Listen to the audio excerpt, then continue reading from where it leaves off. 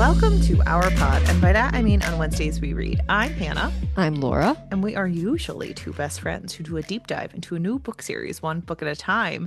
But today it's a Tuesday, and we're talking TV Four best friends. with four best friends, because fiction fans are back to discuss the Percy Jackson TV series and maybe a little bit of content on the 2010 movies, because Sarah and I watched at least one of them, and someone has to suffer for it. Yeah, I'm not sure if I can stop myself from talking about the movie. We don't want you to. Stop. Well, welcome back to the podcast, ladies. Thank you so much for going on this Percy Jackson this, journey. Sarah and Lilly. Yeah. It was Thank you for having us. Good. Well, I don't want to go too much into what our experiences with Percy Jackson are specifically, because we talked about that last week with the overall first book discussion. But did anyone have a relationship with the movies before this television series came out, like within the last year or two? I have not seen the movie. I went into the book totally blind for our last conversation. But my parents are in town, and so we watched the show like it was a full family affair. And they had seen the movie, so I got some insights from them going, I don't think that was in the movie, about every 30 seconds. And they said, man, this did not live up to the movie at all. Right? No, I think there was at one point my father said, you know, this is actually good. Like, this is okay. The best critique. It's amazing. I did see the movie when it came out. I'm pretty sure that I saw it in theaters, actually. Oh, man. But that was the last time that I'd seen the movie. So it was almost like watching it with fresh eyes when I watched it last night. With like the freshest of eyes while also taking in so much Percy Jackson content before you. Yes. Sarah's now an expert.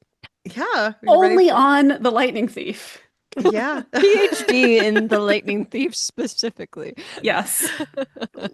Laura, had you ever watched the movies before? I had watched the movies previously. I can't remember how long ago, honestly. I want to say that I had seen the first one before I started listening to the newest Olympian podcast. And I think I watched the second movie like when I was reading the books because of the newest Olympian podcast. And I did not like either of the movies. I thought that the first one was very bad. And I thought the second one was very, very bad. And I just did not enjoy them. I kind of want to do a podcast episode on the movies, on the second one. Just like, it's like a train wreck. Is it so bad it's fun? No, I wouldn't say that. I said off mic that I've only watched like the first 15 to 20 minutes of the second movie, and it's not the worst thing I've ever seen, but by then, like, you cannot think that you are still in the same universe as any other Percy Jackson like IP. It's completely divorced. It has similar names. That's it. Yeah, they kind of just seemed like they stopped caring about what was actually in the books. Well, they make such drastic changes in the first movie that I don't see how they could keep it to the plot of the second book. I mean, it's been a long time since I've read the second book, and I haven't tried to watch the second movie yet. But just the way that the first movie diverges from the actual plot of the book is wild. Like how can you stay consistent with the series if you're making changes that drastic? Well, I just really hope that everyone loves Logan Lerman. And so for a little bit of context corner with the movie. So the movies came out in 2010, and Rick Riordan was not on board. No. He has like gone on the record where he's like, you don't see me talking about them. You don't see them up on my website. That should say everything. Because even if you dislike one of your movies, usually you will still advertise it. He's like, I'm specifically and openly not advertising these things. Well, and I think they had terrible reviews at the time that they came out, even. Actually, no, because I looked it up and it was like 50% on Rotten Tomatoes, like, which was it, or 60%, which isn't terrible. Like, interesting. It actually had pretty good reviews on the first movie. I'm not sure on the second one, but people didn't hate the first movie when it came out. Interesting. I wonder if these were PJO fans, though, if they were. Yes, so that is the problem. No one who watched the movie were fans of the books, and then the people who Okay. were the fans of the books really hated the movies. And Makes sense. Christopher Columbus has now gone on record, according to scholarly journal Wikipedia, that he feels like he failed those movies himself because he was not a huge fan of Percy Jackson. He had read the book, but didn't go in with like the best attitude, where he was like, oh, these books, I don't hold them dear. Like, and so he wasn't thinking like a fan was. He was thinking like a creator who wanted to make an interpretation of something utilizing a specific source that he was only using lightly. So he's also admitted that he probably Well, at failed least he owns up fans. to his failure. I Yeah, mean, and He, that's sorry, writer or yes, director, both? director, I Okay. believe, but he was sorry for it because he had done successful because he had done a Harry Potter movie I think he did the or first two. two. He did the first two, and so he was like, yeah, this wasn't my best foot forward. I definitely took this as a director over an actual fan, and he went on record that he didn't like them either. So Yeah. um with that, these were created in 2010, and then Disney decided to create the television series and kind of rewrite history of what, an Well, so actual television interpretation would be. yeah, I So, read on here too that so I think the PJO like film rights were acquired by Fox, which was what did the first two, who did the first two movies, okay. and then they were done after those because obviously nobody wanted to keep watching that. But Yeah. then Disney acquired Fox, and so then Riordan pitched in 2019 the TV show to them, and they picked it up, and he was heavily involved in it, I believe. This Disney Plus show because it's Percy Jackson and the Olympians, and I think each season is supposed to be based upon a book. That makes sense to me because the series, I mean, season one that we watched was quite close to the book from what I Yeah. remember. yeah, like Yeah. there Same. are a couple of changes, but for the most part, they felt like changes made just to fit the format rather than like arbitrary. As far as the Yes. plot goes, I do have a Yes. character complaint that I will make at length Oh, later. please do. So yeah, I would say that the plot, and like we just talked about Percy Jackson and the Lightning Thief in the last episode, it's pretty keyed into this. So Percy is a boy who accidentally kills a teacher and then has to go on the run with his mom, almost not like on the run, but she takes him on a vacation where she discloses that his father is a god, and then he goes to Camp Half-Blood and the lightning bolt is missing and he's Poseidon's son and all of those different things. And the TV show is pretty one to one for the books. I would say like the biggest offshoots is like delving deeper into certain characters. Like I don't think that they spent as much time with Medusa in the books with her like long swath dialogue where they're going into Mhm. her history. And we don't spend as much time with Hermes and his relationship with Luke, which I think was a much more highlighted feature of the television series. I would also Um, say that Percy's relationship with his mother is really yes. hit upon in the TV series, which I appreciated to have a little more background on that. I actually really liked the scenes between the two of them. It's so much better than the movies where Percy has a moment where he looks at 35-year-old Grover and says, you mean my mom's gone? And it's like, what just, you think your mom is dead and you had no reaction. But like Percy actually feels very close to his mom. And like, I think the show did an effective job, first of all, of showing like something we talked about, which is complex family relationships, Mhm. specifically with parents, because we see that through the treatment of the gods and their children and through Percy and his mom. Because there's a moment where she has to like take him to boarding school to keep him safe so he's not like a focus in New York City. And he like feels very hurt by it and asks her like, why can't Why you do you be want to get rid around of me? Why me? do you want to get rid of me? And like she's very torn by it. And I think that they do a really good job in this first season of Hmm. highlighting like familial relationships. For sure. I Yeah, I agree. really appreciated that. Go ahead, Sarah. Or Lily. I think it's something we didn't say outright during our first conversation, but it feels like this whole story draws a really close comparison between, I don't want to say disillusionment, but when a child realizes that their parent is not all powerful Yeah. and kind of going through that same thing with the Greek gods, right? The Greek gods have faults, and it's kind of a very similar discovery process. Um, Which I I think it's good for a children's television show to show that because Yeah. kids who are watching this are probably at the age where they're starting to realize that To like recognize their parents have flaws and Mhm. also aren't perfect people and mhm, Yeah, yeah. and I think that's something that the book and this show did very well. Mhm. yeah. The thing that bothered me the most Let's is hear it. Poseidon.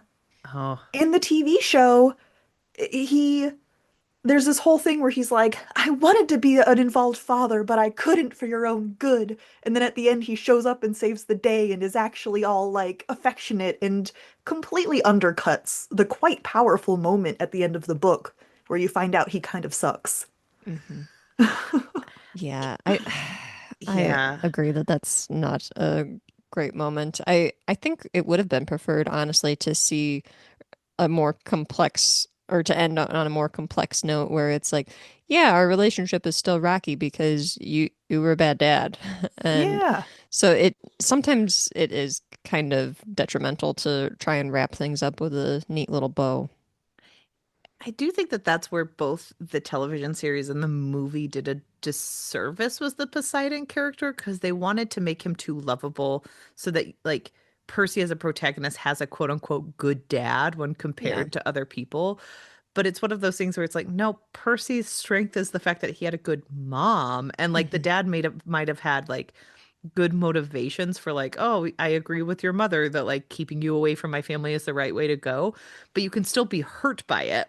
Like, and they Hmm. almost want to make him like, no, it's like regal and amazing that he stayed away from Percy, where the book is kind of like, no, he kind of does suck. He doesn't seem to care Hmm. about his son. And that's also okay because you're about to have a lot of books where he's not involved very much. Right.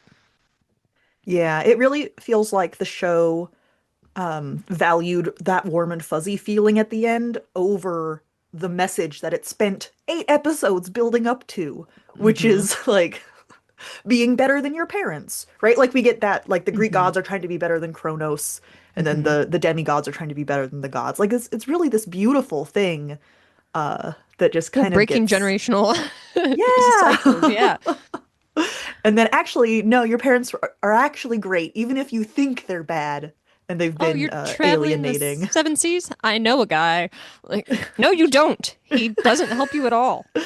That was wild when he was like, I know a guy. Like, Like, come on, Walker, um, you do not. well, I do think the thing that saved it a little bit was Percy's own reaction to his discussions with Luke at the end. Because even though the show gave you that warm and fuzzy feeling, then when Luke like flips his switch and he's like, I want you to come with me. I want us to be better than the gods. We are better than them. Like, there's a whole point where Chiron's like, you thought he had a point, and that is scary, but Mhm. that's also good to like think on. And it is like Percy, because in the books, a lot of times Percy doesn't have a lot of grace for Luke. Like he's Mhm. very jealous of his relationship with Annabeth. He's like throughout as we continue on with the series, he's always kind of like Luke is evil, and a huge arc for him is Luke's a villain. He's a bad guy. yeah, is learning that like Luke is a person who is flawed and had this huge past and like learning to have that emotional connection to him. I do like that in the TV show they switch it to where Percy does see Luke's point from the very beginning. He's just choosing a different path for how he feels about his parent. I think, and they set it up fairly well for him to have that level of understanding for a friend because we Yes. see the way that him and his mom have this relation, like really kind of fraught relationship, and how they do play it up that he's got a bad dad. So that's why it's especially a letdown when it's like, oh, actually, Poseidon is father of the year. So, It was weirdly romantic with him and the mom still, where I was like, is she gonna have her love interest in season 2 and 3? Like, because it feels like that we're supposed to feel like her and Poseidon still have this very strong romantic mhm. connection. She has a Yeah. love interest? That's exciting.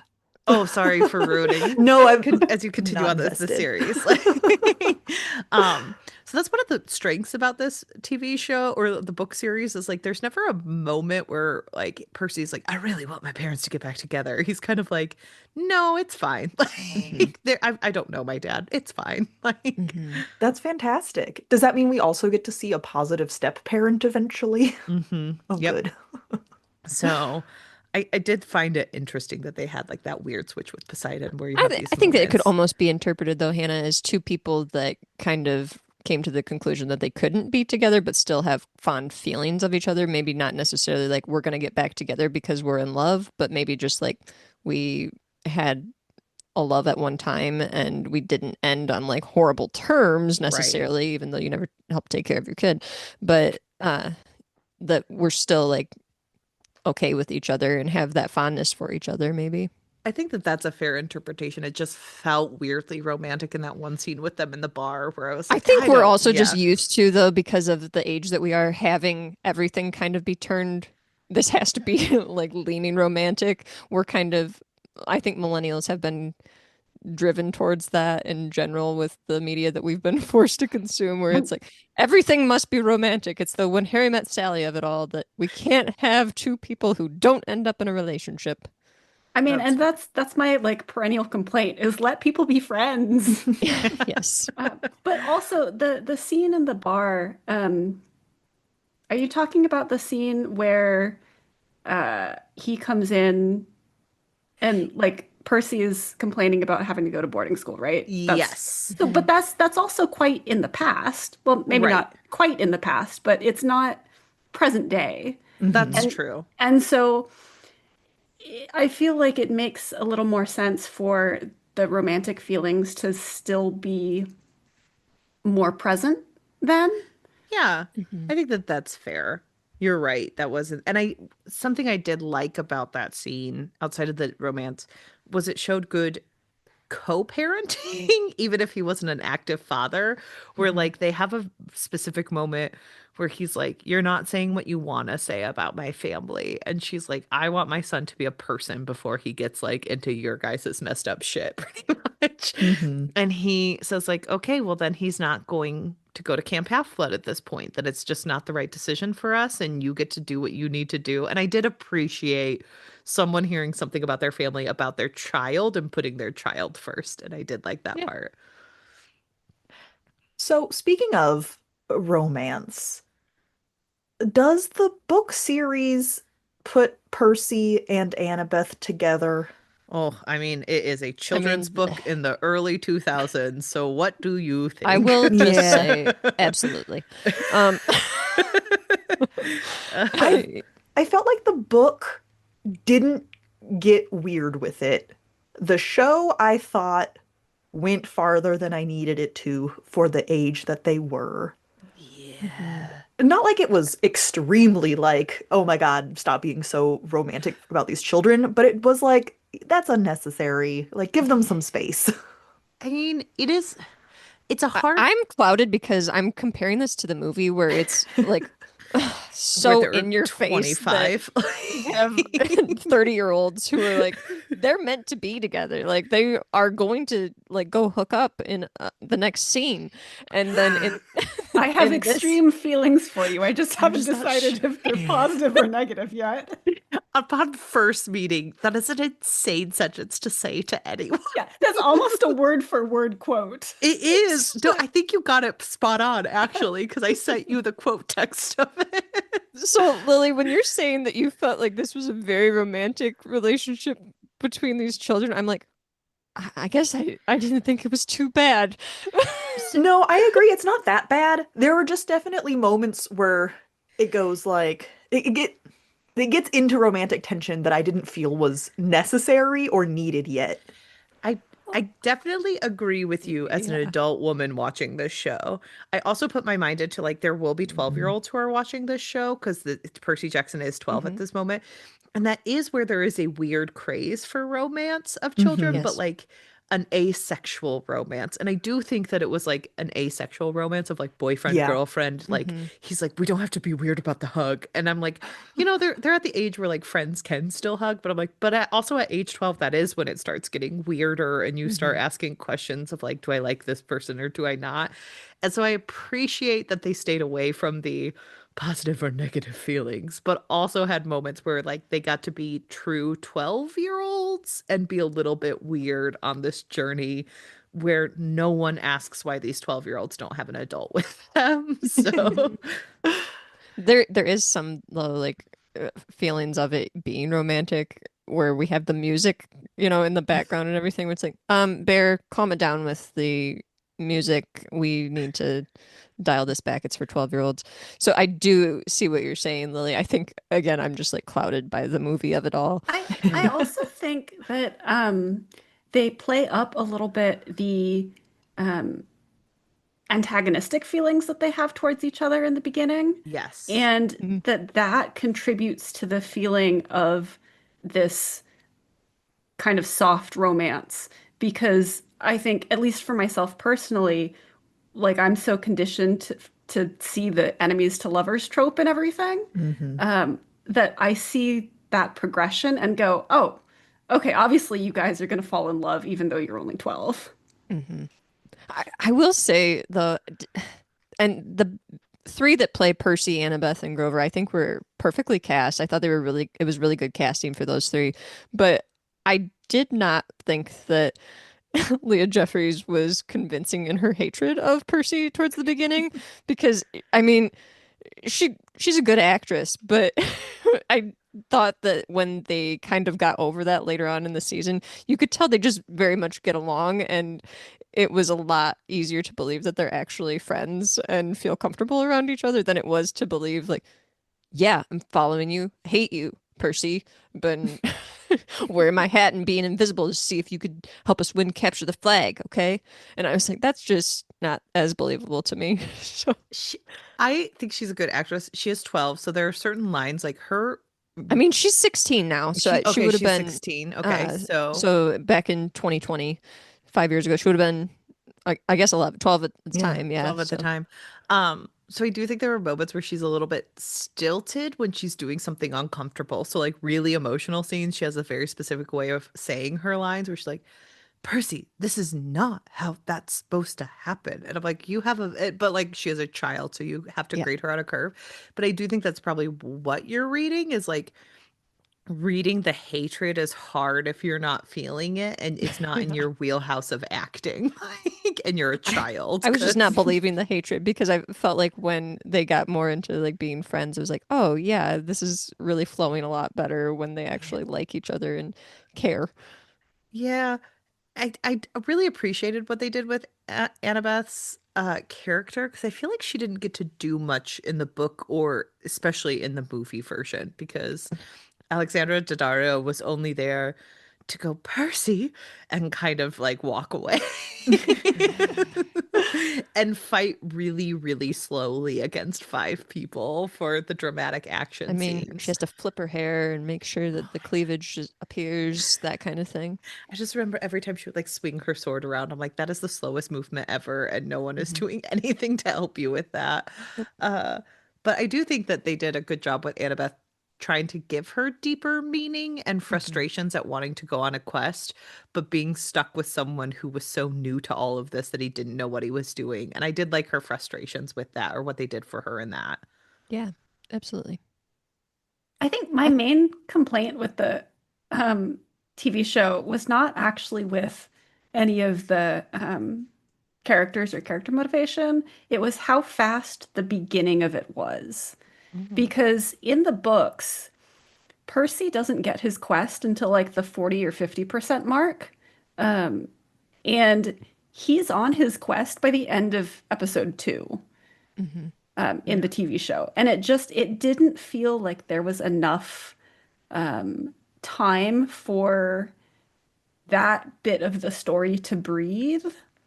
And like, I didn't feel that any of the later episodes should have been cut down. But if they had had like one or two more episodes, I think that would have benefited the story as a whole and the pacing as a whole. I totally agree with that because I can see where you're coming from. And I think that it's one of those things where if you're only given a limited amount of episodes, they probably had to make decisions. And Yeah. unfortunately, it was like, well, I guess we're going to cut out this stuff because we don't find it as exciting and we think little kids will want to watch more people in Las Vegas again. The craze of Las Vegas that all 12-year-olds want to see. Yeah, it's highly tempting to just get stuck there forever. But yeah, I think think that they probably did just decide that they were going to cut that out to focus more on some of the other stuff, which unfortunately does make the pacing seem a little bit fast. I think that is a book reader's perspective specifically, But because a poll of my household, which was 75% had not read the book before, went, "Thank God, finally. Why did it take them 2 episodes to get here?" okay, counterpoint though, I actually watched the TV show before I reread the book. So And like, did you think it was too fast then? yeah. Okay. Yeah, like I'm pretty sure that I was texting the group chat Mhm. about how You fast did. I That was thought actually it the was. first Yeah. comment you made, actually. Yeah, and so that was before I reread the books. Okay, And that's reread. So you had read the books I before. had read the books before, but like not for 10 years. No, sorry. Um, You still get the reader label. Yeah. I feel like a decade ago, though. It's a long So time. in defense of both like things, I think Sarah is right, but I also get Lily's point of like if you're not a reader, you're waiting for the action to start. There were Mhm. certain moments in the first couple episodes where it felt really weird what was happening, specifically surrounding Jason Mantzoukas lines. He played Dionysus, where he's like, well, people think you're the one who stole, because he was just kind of like, let me put this in context for Percy, man, throughout throughout the second episode. And so he would say stuff, and I'm like, he's filling in important information for the person who's never read this book and doesn't know what's happening. But it still feels really rushed to put them in his mouth for what we know about this man. And so it felt a little clunky. And I think that that's probably what Sarah's picking up on is like because they had to rush getting to it, sometimes the way that they maneuvered that felt very awkward and like yes. strung Mhm. together Yeah. instead of the flow of like learning things. And the other time I felt it very strongly was later, before we find out that Luke is the bad guy. There is an entire episode of Percy in a flashback that we have never seen happen of him fighting Luke and Luke training him. And I'm like, Oh, that's the last it's episode. Yeah, there's just in the last episode it's just him and Luke training together. And I'm like, this is showing the hand that Luke is going to be evil at the end, because why would this be happening this far back in the season with a character we've barely seen unless he's incredibly important in this episode? Like, it does not make sense. I mean, I think that at that point they're just banking on 12-year-olds not having guessed the story. They don't think that 30-year-olds are going to be like, "What? You're giving the surprise away." But even like young kids would be like, why am I seeing this kid a lot? Like, he's Yeah. I don't know. barely I in feel the like at rest of 12 the I wouldn't have caught seasons. it. I still probably wouldn't have caught it at 30 had I not known the spoiler already. But I do think that that was something I actually liked in the last episode was the way that I actually liked the flashbacks throughout and Hmm. how they Yeah. added context. But I actually really did like the last episode, how Luke's flashbacks kind of showed their relationship more because as I was watching the whole thing, I was like, wow, we don't really have any of that relationship with Luke. So I did appreciate that they had that flashback and kind of developed that relationship there, even if But it if we was had a had it spoiler earlier territory. on and then you have that flashback, it makes more sense because it feels very jarring if you don't know what's about to happen or you're not using it to guess and foreshadow. Yeah, I guess I already knew, so I wasn't really too bothered. We have to get Lily's parents in here to hear their what did you think about the final episode? I Yeah. would actually like to hear like a take from like a kid that has Hmm. watched this to hear like what they thought of it and if they were especially one that hasn't, read the book Yeah. to see like, oh, did you enjoy this? Were you able to pick up on X, Y, or Z? That would be interesting. Yeah. We're I'll have just to a see bunch if of my nephew 30-year-olds can here watch talking this. about this. I don't know any 12-year-olds. I I know an 11-year-old. I'll see if he can watch this sometime for me and do some homework. I mean, my 9-year-old nephew literally yelled at his mom for telling him to go to bed, and he's like, "Leave me alone with my Percy Jackson." So he already knows what's going to happen. So, Okay. um, I will say that like certain parts of the show for a children's show, something that surprised me was how scary the Oracle of Delphi was. It's like for Mhm. children, because that scene really freaked me out. They did not hold back from how like scary she looks. I I thought love some of that the though. Yeah, I thought some of the stuff actually was pretty good. Especially when I'm like comparing to other like animation and stuff that I've seen in some fantasy TV shows, I'm like, I thought some of it was pretty scary. I thought that even a couple of the monsters were pretty good too that they Yeah. had in here. I think that's good though, especially considering like the age range for this is around middle school, right? Hmm. Right. So they're not that young. I mean they're kids, but that is an age where like you can start sprinkling in some more intense, scary elements, especially with the Oracle, where she's not a direct threat. So Right. it's like tense and scary, but not threatening, which I think is a really interesting way of kind of introducing that. Yeah. Hmm. Yeah, for sure. I think that I'm using myself as a litmus test. Uh, and I think that like 10-year-old Sarah would have been okay with it. And 10-year-old Sarah was even more of a scaredy cat of like horror than 35-year-old Sarah. So um, I do think that it was like the right level Yeah. of creepiness. Hmm. Thrilling, not nightmare inducing. Yes, Yes. That's it. that's good. Yeah. I do think a lot of this show did have thrilling but nightmare inducing because it doesn't shy away from like the scarier parts, like Grover going towards Tartarus to like fall in. Mhm. That's a very scary scene. Hmm. Um, and like the Annabeth scene with the people who have regrets was very scary. Like there's Yeah. just certain things where like kids can feel like that heightened sense of like relief when everything works out, but it doesn't shy away from the scariness, which is good. Mhm. The show directly addressed, I would say, our biggest complaint about the book, Not which mine. was pretty privilege and like having all the monsters be ugly and Hmm. that kind of thing. That wasn't your biggest complaint about the book, Sarah? The railway. Why don't they just take the train? Fair enough. Sarah is so concerned about the transformation. I am. There's a chimera. Doesn't matter. It just doesn't make sense. But no, I think you were absolutely correct, Lily. The show does address the actually important complaint that we had. 12-year-olds, Annabeth might be the daughter of Athena, but they're not the best planners when it comes to trips. I think we have to accept Okay, that. but it's not that. It's like Chiron puts them on the bus. Chiron Yeah. hasn't gone on hasn't sent a kid on a quest in so long, Sarah. He just forgot what the good uses of transportation are. Like they get dropped off at Penn State. They can take the train there. If you take a Anyway. train for a while, does that help? Yeah, does it help No, that they took because the train? no, why don't they start on the train? It's so much faster than the Greyhound. Anyway, sorry, we are I think it's getting partly just like completely little kid distracted. logic too, that like little kids would assume like we gotta Bus. go, let's take a bus. So I will Mhm.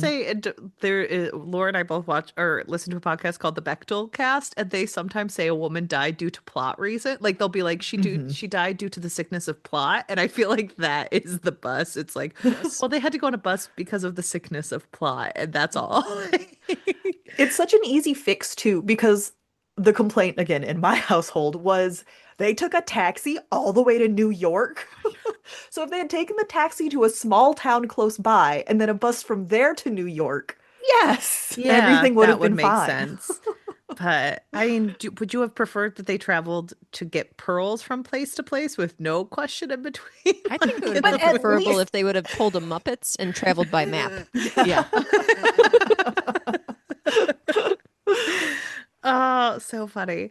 No, but I do, going back to what Lily said, they did fix a lot of the pretty Oh, yeah. privilege Mhm. because Clarice is a very pretty girl. She's just Mhm. kind of angry in this series. Mhm. And they also make her a lot angrier, which I appreciate. Like they made her as angry as she is in the books, but like with I don't know, there was something about her that I preferred more, especially after seeing the first 20 She minutes doesn't of have the a second ridiculous Percy feel Jackson to movie. her. Yeah. Mhm. Because especially in the second movie, it just feels ridiculous, honestly. Like, oh yeah, Percy, just randomly shove that kind of thing. It's okay, weird, but uh-huh. it seems like it's less over the top. Hmm. It's very funny to me when I see that actress because she was also in the Hunger Games. But specifically for me, I used to watch the TV show All My Children with my mother, which is a daytime soap opera. And she was on there and she played twin characters. So I think about that Oh. constantly when I see her. And I'm like, wow. Clarice from the movies, correct? Clarice from the movies. Yeah, Okay. she played a character who with a mental disability, which is not great, and then her very tortured twin sister so that she could have something to play with. So that was who I always think of when I see her. But I do think the Clarice character isn't quote unquote ugly, but they also show that like they show better that she's a daughter of Ares and that's where a lot of her motivations are coming from, or like Mhm. anger at like her gift from her dad being destroyed. Hmm. And Percy doesn't understand how bad that is until like he asks Annabeth to get rid of her hat, and Grover has to come in and be like, these gifts from parents mean a lot to these children, and you can't act like this because you're asking a lot of them. And I did appreciate that moment.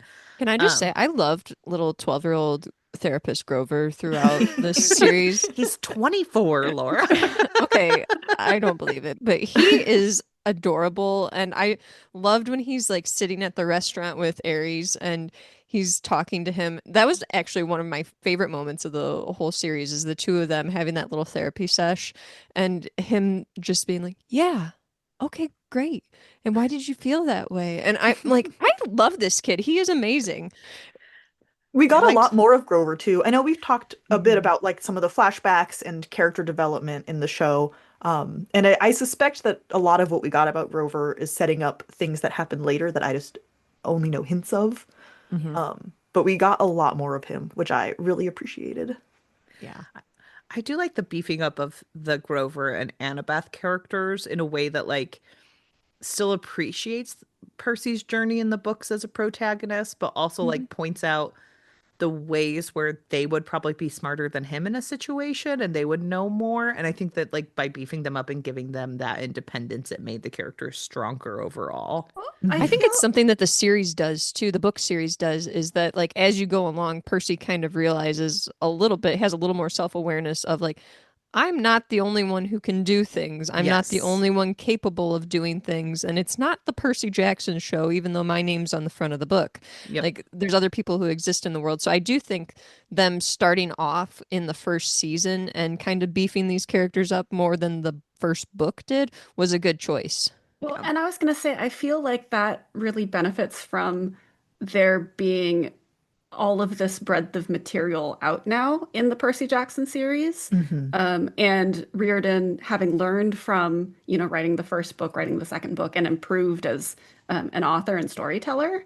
I don't know like how exactly involved he was in writing the script for this or whatever, but as I believe we mentioned in our discussion of the book, like that was his first book. Mhm. And Right. so it does suffer from just, you know, early authoritis, Yeah. basically. Um, and And early aughts-itis also. yeah, Yeah. and early aughts-itis. And I think that the TV show learns from those mistakes. I agree wholeheartedly. I Uh, also think that it's important to point out too that I noticed even like I would like to have a even more representation of like disabled characters in this, but there were some people at Camp Half-Blood who were disabled there were. and like disabled archers and everything. And I thought that just even having some of that representation was great. There can always be more, but this was a cast that was a lot of people of color, which was great to see. Mhm. And I think that Rick Riordan has been very vocal about wanting to be more diverse in the casting and also just the works that he's putting out. So I know there was a lot of pushback, especially over the casting of Annabeth.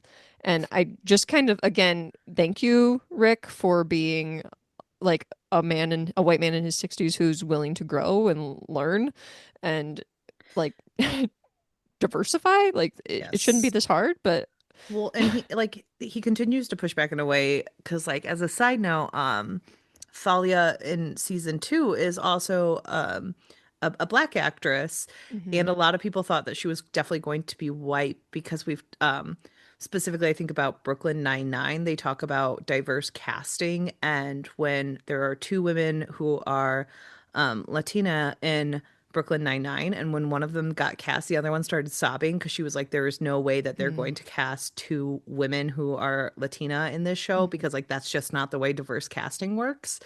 And so a lot of people kind of just expected like, well, they got the win with Annabeth being black, so they'll never do it with Thalia, even though Zeus is black. And then the casting came out and she is a black actress, which is good because it shows that like diversity isn't just one person. You're It's not checking full a thing. box. Yeah, Yeah. you're not checking a box. You're making meaningful casting to make sure that like Yeah. the full spectrum is there. And I do think that they did that with people at Camp Half-Blood, which also helps with one of our other complaints of like Chiron is seen as a wheelchair user until he becomes half horse, and that's not great. So Is the fact that the actor who played Zeus has passed away, does he have a big role in the next So he's series? been recast, obviously with Courtney B. Vance. yeah, So he that's should all I know still about be around. It'll just be a different actor playing it. So You gotta do what you gotta do. Yeah. yeah, because I think They dedicated the first season to Lance Reddick, which is sad. that is But very also sad. really sweet. It's sweet. It's sad that he died, I guess. Is Yeah. It is sad when people die. But yeah, overall, I think this season, like this first season, had a lot more interesting pieces for all the characters because we see a lot of Percy through the flashbacks, but we also get, like you were saying, Laura, a lot of Grover and Annabeth. Where like with Grover, we get to see him be interested in the search for Pan, which I don't think was like front and center in a lot of the other places. And just his overall environmentalism when he's like talking to the zebras and the He like cares about animals. he cares and about animals. I He love cares him. about people. He like I liked that in the first couple episodes, Percy thinks his loyalties lie with Percy alone because he's like, well, he's my best friend. And then He's Annabeth is my like, protector. he has helped other people and he's very important to me, which I do think is something that's shown in future books, like you were saying, where Percy has to learn that even though he's the protagonist, he's not the main character of everyone else's story. And they're already showing that in season one, where he's coming in like with everyone else already having established relationships and he has to learn a lot. In Percy Jackson's defense, he rolls up to this camp and is told there's a huge plot going on and it's all about you. I feel like for a kid to go, okay, it's all about me is not like a crazy leap of logic. I will and say though, also I'm he's somebody in their 12. 30s who's still like, it's all about me to an extent. So I think everyone has that to a degree. And also, yes, Hannah and I saying like, oh, it's good that he grows and, sees that the world doesn't revolve around him. Also at 12, the world does revolve around you. That is So it's fair. hard to see beyond that. Yeah. Uh-huh.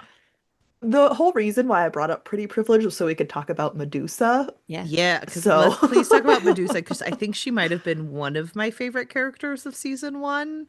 Because with the Medusa plot, and like Lily, please break in and tell me what you want to talk about with Medusa because I'm just excited to talk about her. Oh, I complained a lot about the changes they made to Poseidon. They changed Medusa quite a bit too, but that I was happy about. That's all. Yes. So in the book, Medusa's kind of just like plot witching. She's someone who they stop over and they have to like get rid of.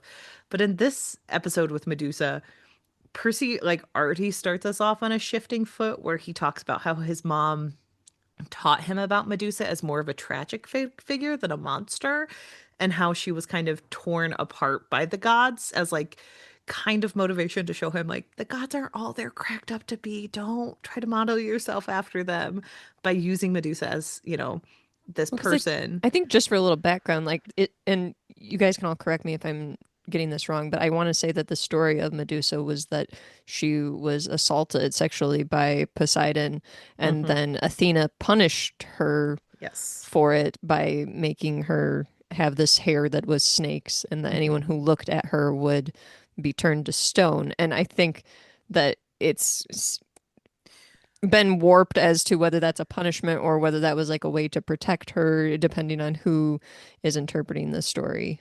Yes. And so they very much PG-13 it here, or PG it here, where she talks about how she loved Athena and she worshipped Athena. And then Poseidon came and kind of started worshiping Medusa, and she liked the attention of that and like started thinking like, well, this goddess who I'm trying so hard to please is never pleased with me. So like maybe if someone is willing to give me attention, that's not a bad thing. And then Athena got jealous of this and cursed her with the snakes, and that's the story told here. Mhm. And Medusa kind of is trying to talk to Percy over to her side where she's like, you have no idea how selfish these gods are. We are just pawns to them. And like, I can help you as much as I need, just like use the lightning bolt pretty much because everyone thinks he has it to help us with our future type thing. And it it is a very sad character to see kind of thrown in Yeah. here because she is kind of just there trying to exist and trying to heal from all the damage of others, and she's very isolated where we see like one of the Furies is terrified of her, doesn't want to look at her. Like that is a very isolating experience. It And also adds to like Luke's argument toward the end, though, too, Mhm. to have Percy get some of that context of it's not just one person who's been affected by this messy, messy group of people, or Yeah, not Mhm. people, these messy gods. I think, and that was it just made Medusa such a tragic character. And I think they do that really well with her, where Harry, I've been talking about Dresden Files too much, where Percy has to make the decision to side with his friends and continue on with the quest. And it is kind of sad when, they have to make that decision and make sure they're loyal towards each other. Yeah, I think in the TV show, I was really rooting for Medusa in a way that I was not necessarily in the book or the movie. Yeah. In the book, The she's just movie, a who cares? monster. Yeah. I am sorry. I care very much about Medusa as Uma Thurman Uma going. Thurman. Just take a peek. I mean, she's delightfully unhinged in the movie. Yeah, I wonder how much that woman got paid because she was just chewing on so much scenery. She must have been having the best times. Uh, Um, but I think that character also shows some of the strengths of this with some of the other side characters because we get a little bit more of Hephaestus as well in the television series. That, like, in the book, it's kind of just like he set up something to get them all caught. And in the TV series, he comes out and he has this beautiful moment with Annabeth where she like argues on behalf of Percy, where she's like, he's not like the gods, he's not self-serving, he doesn't have to be doing this, but he is. And like Hephaestus has a moment where he's like, we all don't want to be self-serving. And I thought that was also really lovely. mhm. Um, and I love Toby Stevens, or not Toby Stevens, sorry, Timothy Amundsen, because he was in Psych, and so I love seeing him as Hephaestus. So I agree completely. Do you have anything more to add about Medusa? You were really excited to talk about her. I just I mean, I think everyone agrees with me, okay. so we covered it. But it was just nice to see her, because in the book, she's such a one-dimensional monster, right? Mhm. She's ugly, she's evil, she fights them. And to have that just be, to take that as an opportunity to explore, like, looks don't actually correlate. I think she has a line almost exactly to that effect. And I was like, this feels pointed. And then We're it also, correcting some mistakes. yeah. It's also one of the first times that Annabeth has to confront her own mother's shortcomings, Mhm. because she like is quite fond of Athena in that way. Um, I mean, it's complicated, obviously, but it's she. Percy knows that his dad has flaws and is not a big fan.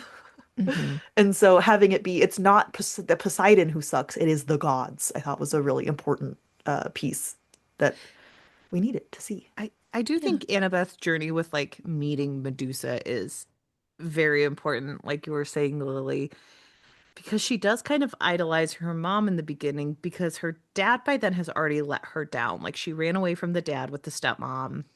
She didn't like the stepmom. She in her eyes, the stepmom saw her as a problem. And so she comes to Camp Half-Blood where it's the first time she feels a connection to people and she has this found family. And she does kind of like put that on her mom of like, well, my mom gifted me to my dad and he threw that gift Mhm. away, but like I'm still amazing. Like my mom created me. I appreciate that. And it is kind of learning the lesson that a lot of kids have to learn, which is like a parent's love isn't just your creation, it's also maintaining a relationship with you. And like creation alone is not enough. And I do think she slowly learns that because even right after Medusa, she lets Percy ship Medusa's head to the gods as a joke. And then her mom punishes her in a very dark way, Hmm. where like she lets her be attacked to like prove her love, quote unquote. And that is like, I think, kind of devastating for Annabeth in a way. Hmm. Well, I think you just hit on exactly what bothers me about how they handled Poseidon, which is it feels like the show kind of said, yeah, he was neglectful and aloof Percy's whole life, but he showed up now, and so everything is fine, which is not how it works. Hannah and I have talked about this before with discussions of certain things where there's this need in certain forms of media to just like immediately reconcile Hmm. with relationships and forget about past wrongdoings just because it's like, well, it's your dad. You must be in a good relationship now because he's back. And it's like, no, we can still have a pretty rough relationship, and I don't have to immediately do X, Y, or Z for him because he was not there just because he showed up now. So, Yeah, it's so all or nothing. mhm.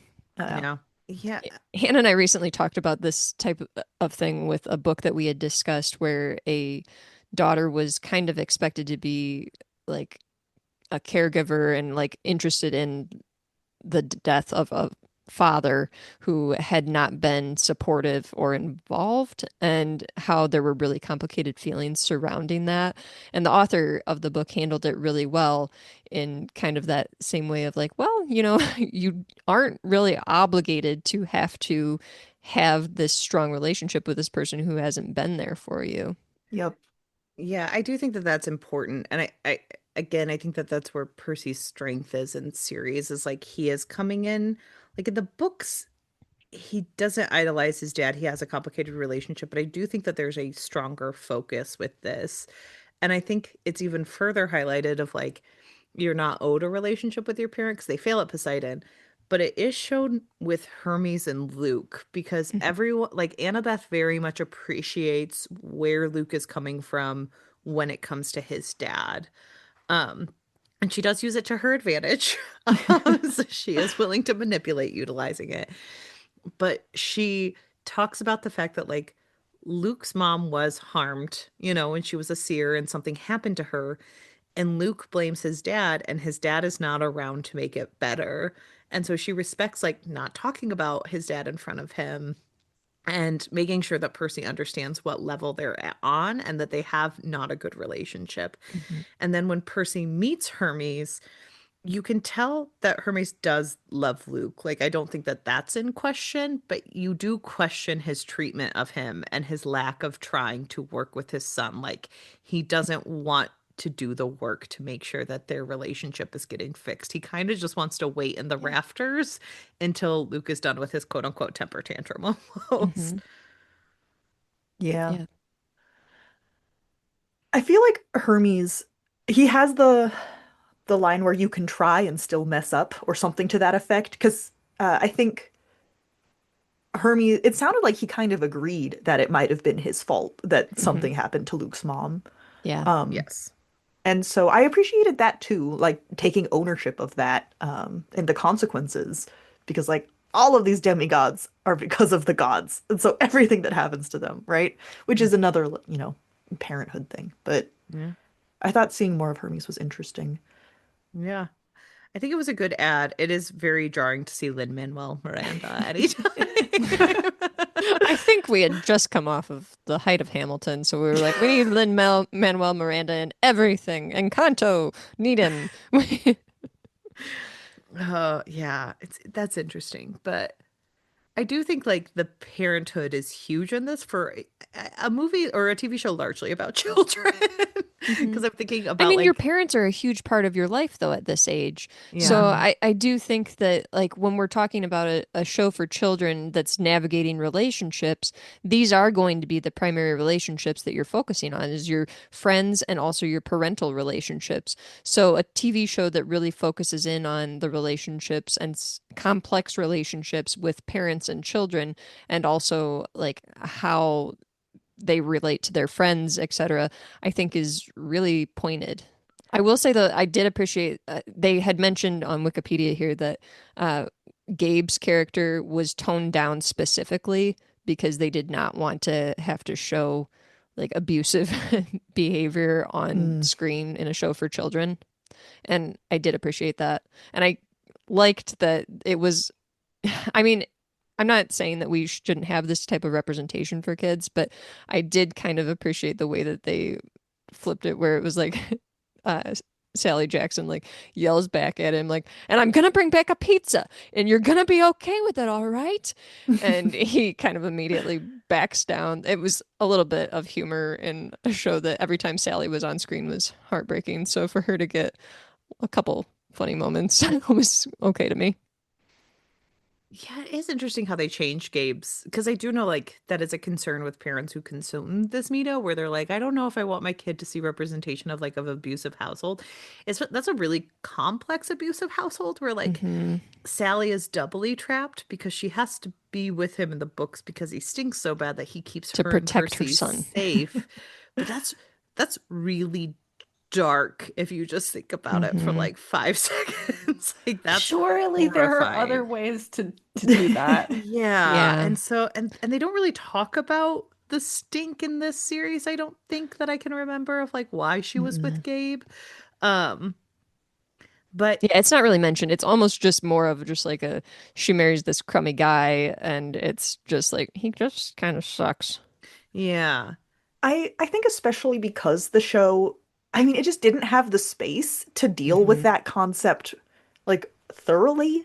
Yeah. Don't just sprinkle it in as a side. Yeah. If you're going to show an abusive household, you should actually spend some time like Hmm. delving into that. Yeah. So I think in this case, the representation wouldn't have been able to do it justice. Yeah. Yeah, that's And so it fair. makes more sense to cut it down. Yeah. Very good point. Yeah. I do wish we got more of Jason Mantzoukas being zany rather than like just explaining things. I was so excited when I had originally learned that he was cast in this show because I was like, oh, he's like perfect character for this because I remember him on Brooklyn Nine-Nine and The Good Place and how off the wall his characters on those shows were. So I was really looking forward to just seeing him like yell at a bunch of little kids and just like go off the wall. But we didn't get as much of that this first season, Do but you he'll be in the second season, so hopefully there's more of him yelling at children. do you two have much experience with Jason Mantzoukas? No. Yes, Okay. I love him. Okay. I'm obsessed with Jason Mantzoukas. I like listen to like his podcast on a fundamental level. And How did like this get made? Yeah. I've gotten my friend t-shirts about him and like a deep obsession with Jason Mantzoukas. So I too was very excited, but I was like, I don't know if fiction fans knows who he is. Yes, and I honestly I thought he nailed it as Dionysus. Yeah, Like I think perfect he's a energy. great casting. I just wish there was more of him being allowed to let loose and destroy things and scream at kids. I did see an interview where they had asked him how he felt, and this was recently, I think, where they had asked him how he felt about his fellow castmates, and he was like, I hate them. I try not to do anything with them. And obviously, this is sarcasm, but it just came off as hilarious that he just hates a bunch of children and tries to avoid them. His intro was really strong, right? We see Yes. him immediately trying to con Percy into I'm bringing your him father. wine. Yeah, by pretending to be his dad. I was just like, amazing. I No could be notes. his father. And then, My dad won't talk to me unless I bring him some wine. so funny. I did very Percy much Jackson. appreciate. Peter Johnson's here. I do think he has the right energy for like the zaniness of the diet and Yes. like kind of the meanness with no teeth because like that's how Hmm. Dionysus is in the books. Like Yes. you believe he fundamentally doesn't care, but you don't believe like he is going to murder anyone. So I do think that Jason Mantzoukas' energy is perfect for that. He just Absolutely. unfortunately got relegated to let me tell you something, Peter I know. Johnson. Hopefully they give him more room going forward because I would love that. Yeah, same. Um, Sarah, did you get? Oh no, because you watched this before driving lessons. I Did you have did. flashbacks to the show while you were having driving lessons? I had flash forwards. So for a little bit of context, I don't have my license. I've never bothered to get it. But aging parents, et cetera, it just makes sense to start learning how to drive. Um, so I had my first lesson. This was that only this week? God, I think it was only this week. It's been a long week. Um, but that was after I had watched the TV show. But there is a scene in the show where he gets behind the wheel of a car and does a little bit of driving. And so while I was watching that, I was texting Lily like, "This is gonna be me. This is how I'm gonna feel when I'm driving." I love don't know how what he you're has talking instant about. road He rage nailed too. it. He nailed it. I liked that they had the reality of like, no, the car's going to get banged up with this because I feel like in other shows they wouldn't have that. But this one is like, no, realistically, they just trashed Hermes' car really bad. Mhm. So, They didn't really explain the Percy Jackson can't be in the air thing very well. And I know it doesn't come up a lot. I think they it comes up for a second for why they can't fly to LA. yes. Mhm. But I the think that shoe thing never gets explored. Like why he Mhm. gives them to Grover instead of wearing them himself, I don't think is touched on at all. Mhm. No, they yeah, don't mention that. Yeah. yeah. That It kind of felt like a hole that should have been addressed. Probably. I'm that telling one you, is they I think needed like two rushed. more episodes. Yeah. Yeah. But overall, I think we liked the series. It's sounding like I don't think anyone was like, this is the worst thing I've ever I really seen. appreciated the casting overall. I thought that the casting was excellent. I know that I also liked seeing Jay Duplass as Hades too, I because I love love the seeing him as Duplass yes. brothers. So that was fun to see him. But yeah, some of the things were not mentioned, and I think it's kind of what we've been circling back to a few times, where it's just like, yeah, there's just not enough time, and they decided on certain things to mention, other things to not. And that one was one where it was just like they didn't use a line to explain it, and Yeah. they should have. Well, I and there's think certain parts of like when we finally see Procrustes, like that's really Mhm. thrown out of nowhere. Like Yeah. all of a sudden he's just entering a mattress store. We're like, I guess we're here now. Like I did kind of like that though, honestly, where we like open and we're like, what's going on? Why is he here? So I did kind of like that like change from other episodes. that's fair.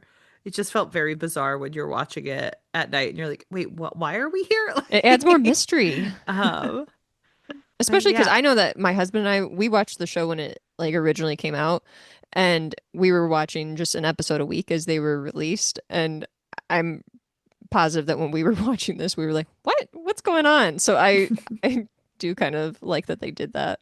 well, we can also talk about anything else from the movie that Sarah wants to talk about because we know that that's why she's really here. So She's been holding back. that is why I'm really here. No, so the movie was 2 hours of my life I'll never get back. But on the other hand, it didn't quite reach the level of so bad it was good. Um, but it was just wild. it's a wild ride to have a book where like a huge part of this is the shock that he's Poseidon's son. Like that's a huge Yeah. reveal. And Everyone knows it in, in the in the movie. movie, everyone's like, this is not a big deal. And they never explain why like Hades and Zeus don't have children there. They're just like, well, you know, whatever. We all have children. You're Zeus or you're Poseidon's son. And we all agreed that like no child gets to see their parent, which also like is not in keeping with the book series at all. I mean, at least with the movie, because of the way they changed the plot, where in order to get out of the underworld, they need like the pearls, but the Mhm. pearls are specifically something that Persephone gives to her lovers because she hates being stuck in um, the Mhm. underworld. So they have to go and find these pearls, which means it's like a road trip. So Yes. at least in that sense, driving, makes I didn't have my complaint about trains. So you're saying you preferred the movies because the transportation made more sense. Yes. Okay, wild take. Wild take. I also just love the theory that like Rosario Dawson just does not want to be married to Steve Coogan so bad. Like, she has these pearls. Um, that's a that movie had wild casting. Like it was so Yeah. stacked. I don't know how that happened. It's Um, it's honestly astonishing that the cast is like so, yeah, well known. like that movie just really suffered from like really, really like 2010s energy of like, I don't Yep. care that my mom is dead. I'm here at this camp now. Um, I find out that they think I stole the lightning thing, but also we still have to play capture the flag for some reason, even though everyone That's the knows I'm only Poseidon's son. that's the only training that I'm gonna get. Right, like, and then I am going to be like the person who knows everything on this journey, and Annabeth has no agency whatsoever and can never do anything. Like that movie is wild in comparison. Yeah. I, It's not a very good story, I that think movie. honestly the movie really amplifies the show and you're able to look over a lot of the show's flaws because the show is not near as the show Like seems so much less bad because the movie is so bad, if that the makes sense. show is a good adaptation of the book. Hmm. The yes, movie is not a good adaptation of the book. Yes. no. Even if I liked the movie, it would still not be a good adaptation because it diverges so wildly. Hmm. Yeah. Um, and it's just not actually a good movie. I mean, that How had much it do you had think they paid Sean Bean to? oh my gosh. To be in I two really do. scenes on the Empire State Building. Uh, and like Kevin McKidd walking out of the ocean in the beginning is so funny. Like it means nothing. It's so stupid. Um, I'm actually on the Wikipedia and weirdly enough, the guy who plays Procrustes is also in the movie adaptation. Interesting. Who is So he in the movie? he plays the ferryman of the River Styx. Oh So he's yeah, Oh, okay. Julian Richards. Richings, yeah. Richings. Okay. Isn't he the guy who plays Death in Supernatural? Yes, I believe Yeah. so. So he has a very specific vibe, Yeah. apparently. I mean, I actually quite liked him as uh Charon Yeah, Hmm. in I thought he did Hmm. good as Karen. the I also liked him as movie. Krusty. Like I thought he was Yeah. effectively creepy, so he did a good job on both of his roles. Um, it will never not annoy me that they made Grover horny in the movie. I didn't need that. Like, They're aged up in the movie, Oh right? yeah. I think Hmm. I they're mean, supposed to be like 16 though. they Like they're talk still in high school. they talk about Grover getting married in Vegas, so Yeah. Yeah. and no one bats an eye. Interesting. It's So the it, only, yeah, it's the only time that they don't point out that he's older than the rest of them because I think we all know based on the casting. I It's very obvious. for some reason in my head I thought they were like 19, but Mm-mm. maybe that's just I mean, movies they treating could kids as be. older than they No, are. he's supposed to be So 16 in the movie, because he's still in Interesting. high school. So he's still a child. And like that movie's just wild because like at the end he's like, yeah, I live at Camp Half-Blood now. And it's like, oh, but like in the books, it's very important that you don't. Yeah. Um, and so he's like at the just way time too that they rough. filmed the movie, Logan Lerman was 21. Hmm. But like but in the That's movie fine. proper, he's supposed to be 16. And then Yeah. Yeah. Alexandra Daddario was 24. And Hmm. then Brandon T. Jackson, I think, was Was like almost 20. 30.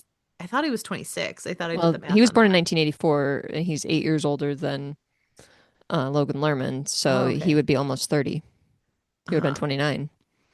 Okay. Yeah, you're right. Sorry, I did the math wrong. Um, yeah, that movie was wild. It's 2 hours. I will also not get back because I also watched it. Um, the writing was bad. Like The it was dialogue is so stilted. it's so stilted. It's so straight. Again, I know I have strong feelings for you. I'm just not sure if they're positive or negative.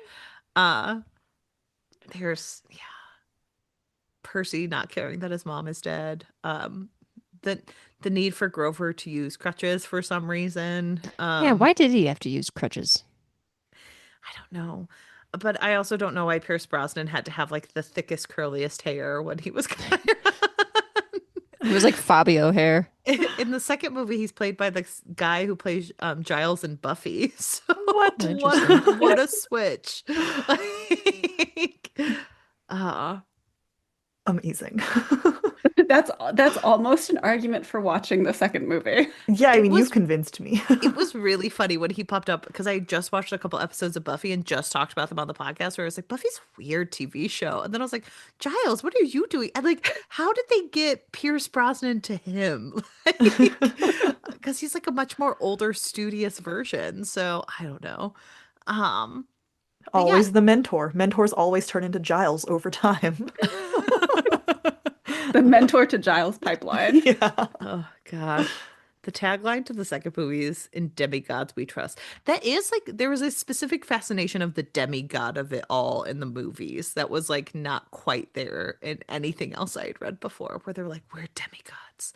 That's important." And it was like, okay, I guess. And then all of a sudden Luke is like flying with his shoes, and it was never a problem of Percy using the shoes. That's just and Yeah, Luke Percy is uses them in the Yeah. uses them movie. to fight. There's And no Luke is a tech Kronos. genius. Right? Like, yeah. Yeah, they actually take away the entire point Yeah. of I mean, that's why like I don't know how they could have continued on.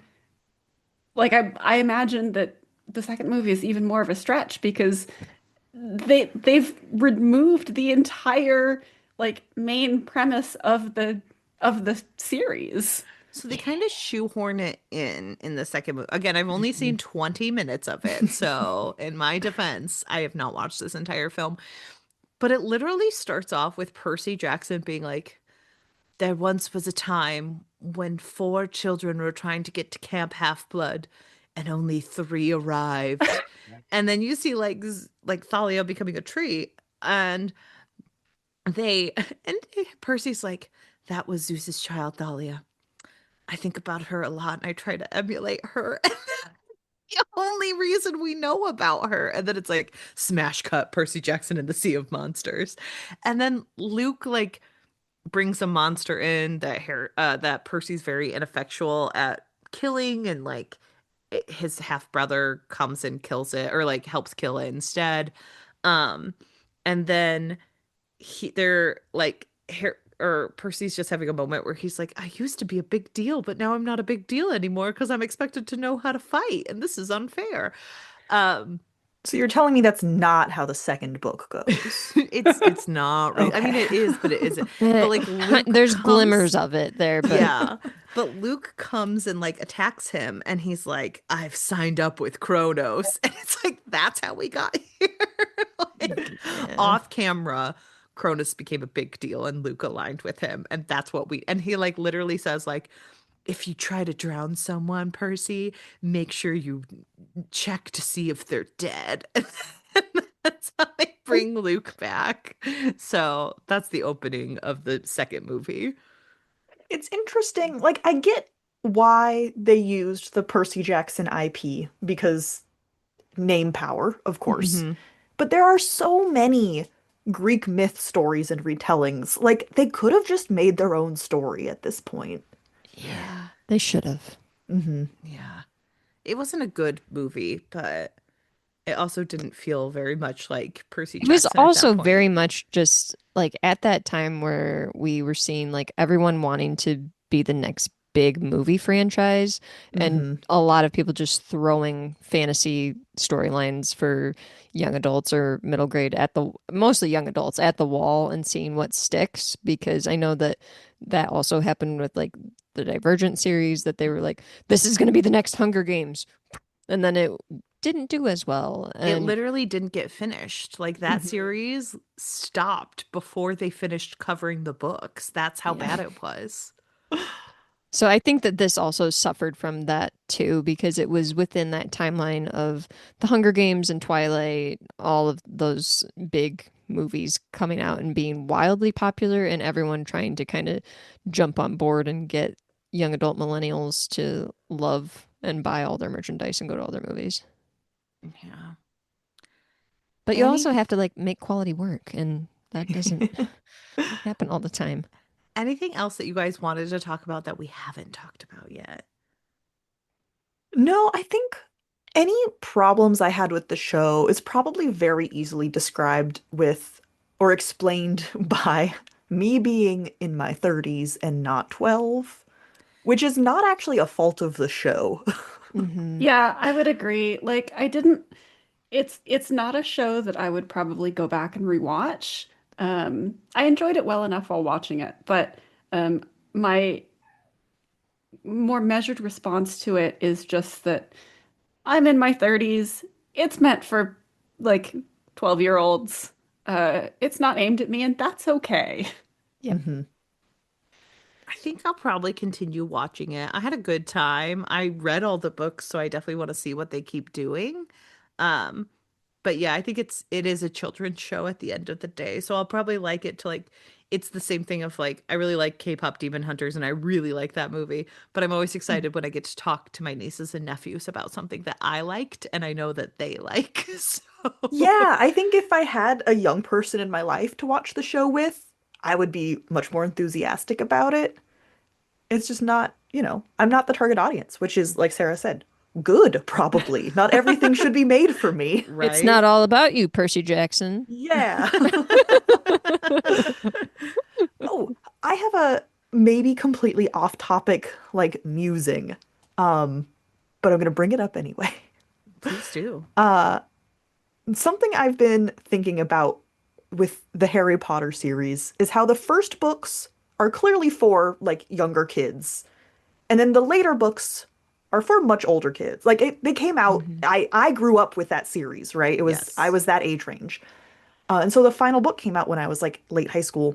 But a kid reading the series now has all of the books out, and so is not going to be 10 plus years older from when they get the first book and the Hmm. last book, which is, we don't have to talk about that specifically. But my question about Percy Jackson then is, how does the series, like, does the series age dramatically because of the readers at the time, or does it stay like in this middle school age range because that's how old the readers are supposed to be? Like, I'm just curious. So the kids definitely age. There We're is aging. I recommending. wouldn't say it's Yes. extreme, though. I think No. that it's more of a what I would consider like a normal progression. But I Hmm. do think, again, after that second book, there is a bit of like a turning of the key where we have a situation that like the first two books feel much more simplistic and childlike. A lot of people really like the second book when you ask them like what their favorite of the five is. And people also like comment on how things got more intense once you reach the third book.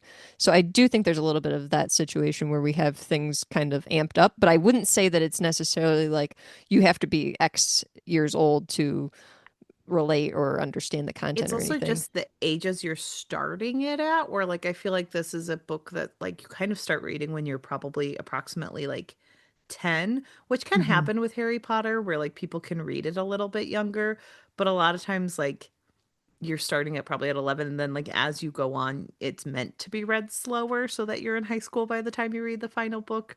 I would say these books like they definitely age but they still feel in They have that a young feel. appropriate for 12 to 13-year-old age. So like you're Hmm. meant to read these a little bit faster, where I would say like they don't get much thicker, the words don't get much harder. Like Harry Potter, the Hmm. books like start expanding, which Yeah. feels a difference. And I wouldn't say that the same thing happens with the Percy No. Jackson series.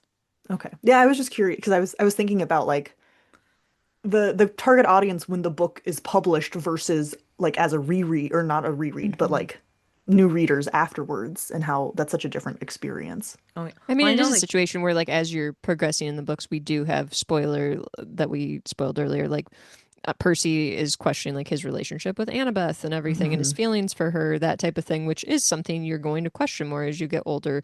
So we do have more like mature things happening to them, but I wouldn't necessarily say that it's like you go from the kids that are cast in the TV series to suddenly like Grover is extremely horny like we have in the Yeah. movies. So, Like, well, and even with like his relationship with Annabeth, it's still kind of that weird like romance, but not sexual type thing. It's a mhm, And so like crush. yeah. It's a where crush. like Harry Potter, it's very much like you haven't snogged someone by the fifth or sixth book, where Mhm. they're like yelling at each other for not making out with someone, and that's not the same energy. Right. So So it sounds like even though the characters age up um, over the course of the book series, it's not like the books go from middle grade re intended readership to adult intended readership. Correct. Correct. exactly. Yeah. Like So it's the I don't want to call it the genre, but the age range of readers stays the same. Correct. yes, exactly. So these are ones are meant to be consumed a lot faster. Where even like Harry Potter, I know that people who still consume the books because people have chosen not to, and that's perfectly all right by me. Um, like they'll still a lot of people are reading them with their children, and so they dictate what age they're going to be reading them at. 'Cause it's a lot of millennial people who grew up with the book, so they're like, I want to grow up with my child with this book series, so like we're going to read this book when they're this age and this book when they're this age, and like there's more of a discussion with that. Oh, as a Interesting. child, I would have hated that. Yeah. If Yeah. the book series is out, like let me read it. It's like sitting there, you have to just no. Yeah, I Yeah. especially well, yeah, I guess only when I was younger because it's gone out the window now. I would not read a different book if I had not finished the series I was on. That Like is wild to me. You and I are very different readers. I was very like not exactly completionist, but like Methodical. yeah, methodical. I Huh. was And also a bit of a binger as a little kid, though, too, where it was like if you knew that there was a series that you liked and there were several books available, you were just like, we have to go to the bookstore to get the next one. I need that one. And it may have just been like a hyperfixation thing where it's like, Mm. I need the next Aragon book type thing. So, I can yeah. tell you, I've always been this way. I have always been someone who's like, I'll read this book, and then I'll read this book, and then I'll read this book, and then maybe I'll go back to the series, which is why I've like never finished all the Tamara Pierce books. Like, Interesting. And to your point, Hannah, I it does feel weird bringing up Harry Potter, but it was such a cultural touchstone, especially in my mhm. youth. It's hard not to, especially when talking yeah. about like this age range of books. Oh, no. And I mean, like, again, I'm not gonna poo-poo on anyone's decision for consumption, but like, yeah, I think it's always important to talk about it because it is such a touch point, but to also mention, like, and a lot of people choose not to read her stuff anymore for very good reasons. Yes. So, Yeah. um, yeah. So, all right. Well, if we're Do we have any done, favorite moments that we can just wrap it up with, like favorite Mhm. moment or maybe a favorite character from the show? Dionysus's portrayal was fabulous and I loved it. I don't know if I'd say he was my favorite character though, just because he's not in it that much. yeah. I really loved the Medusa. I think my standout characters are kind of like the random offshoots, like the Hephaestus or the Medusa, or even like Ares. I thought was a very standout actor because he was very Hmm. interesting. He's like a wrestler in real life, and he did a Hmm. really good job. So I think I like some of the side characters the most and their interactions with the characters. Yeah, I'd agree with that. We kind of touched on this a little bit, but the scene between Grover and Aries in the diner I thought was excellent. Um, that's something that's stayed with me. Yeah, I love that one too. And I think Grover to me was a standout character. I think that for as young as he is, he's a great actor. Arian, and I'm gonna butcher his last name, Samhrati. Uh, Great actor. Perfect casting for Grover. So I really just appreciated his acting overall. He was so sweet. Yeah. We Yeah. only talked about her a little bit, but the mom Yeah, was, Sally was great. yeah, and she had more screen time than she Hmm. does in the book, obviously. And she's so important for knowing like where Percy comes from and what his motivations are. And I don't think she steals the show, but I think she's like a crucial backbone and Yes. did Mhm. amazing in all of her scenes. Like I really felt for her. Yeah. they really made a cool mom with her. Yeah. Not to like put it down to that, but she has a very cool mom in this television series. But Yeah, a cool but flawed and troubled woman. You love to see it. Mhm. quick question. I'm assuming none of us have seen the musical. No. What? There was a The Broadway Lightning Thief musical. musical. Yeah. Yeah. Amazing. I regret that I have not seen it. I love musicals based on books, so that would have been right up my alley. But okay, Sadly, just cannot report. I know. I do love musicals though, so maybe we'll all have to get together sometime and watch the Lightning Thief musical. is it available anywhere to watch? Because I genuinely would go and watch it. Let me Google that. Um, Like I'm probably, if it was available, I'm more likely to watch that than I am to watch anything else related I do to know that they have a UK this tour, or they had one franchise. in August 2025. Broadway Road HD. trip. You can get a streaming service. Oh, Oh, okay. Oh, beautiful. I didn't realize that it was still being Apparently. performed in the UK or as recently as August. Yeah, between the 27th through the 31st. So, um, yeah, I'm looking at a Broadway article from May 8th of 2025 about it. So we'll have to keep an eye out on it or get that subscription and we can all watch it and report back. Because Um, we're now all PJO heads. So well, Lily and Sarah, thank you so much for coming on Yeah. again to talk all things Percy Jackson with us. Can you tell our listeners where to find you moving forward? Yes, you can find us on BlueSky and Instagram at FictionFansPod. You can also email us at fictionfanspod@gmail.com. And our website is fictionfanspodcast.com if you want to read transcripts or see what we're going to be covering next year. Although that actually isn't up yet, but it will be at some point. It's only October. We're okay. Yeah, it's only October. If you want to see what we're going to be covering the rest of the year, that is up. this episode comes out in December, so next year. Ah, Next year. You can definitely find what they're covering next year. So- It'll be up. The time you're listening, they have it updated. Maybe. Well- Maybe. I pierced the veil. Now everyone knows. Well, thanks everyone for joining us this week. We hope you enjoyed as season 2 of Percy Jackson comes out. That this gives you a nice little refresh on the things we loved and the things we thought they could work on. And you can join us tomorrow for our regularly scheduled programming. Unfortunately, without Lily and Sarah, but you guys will be missed. Thank you so much again. Thank you for having us. It's Thank always you. always fun to chat. And so much better than when we make you read horse books or angel books into summers. The horse books are better than the angel books. I agree with Duly that, yeah. noted. All right. Until next time, thanks, listeners. Bye. Bye.